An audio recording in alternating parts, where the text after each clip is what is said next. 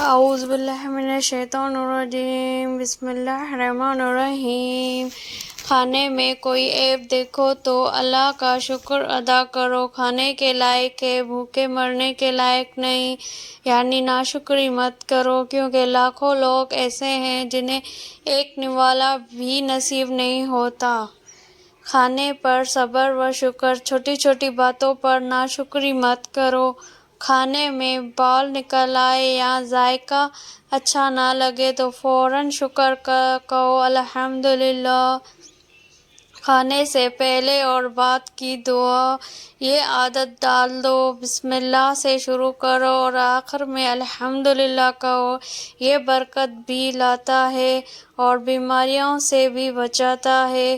غصے کو برداشت کرنا، چھوٹی چھوٹی باتوں پر لڑنے جھگڑنے سے بچو، گھر میں سکون قائم کرو، وقت کی قدر، دن کو بیکار کاموں میں ضائع مت کرو، ہر لمحہ قیمتی ہے، اسے نیکی اور عبادت میں لگاؤ۔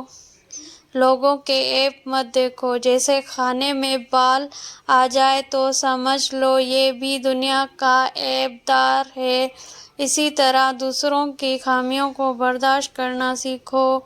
میرے پیارے بہن بھائیوں، یہ چھوٹے چھوٹے نسخے اپنے زندگی کو سکون اور خوشیوں سے بھر جاتی ہے، اپنا لو اپنی زندگی میں۔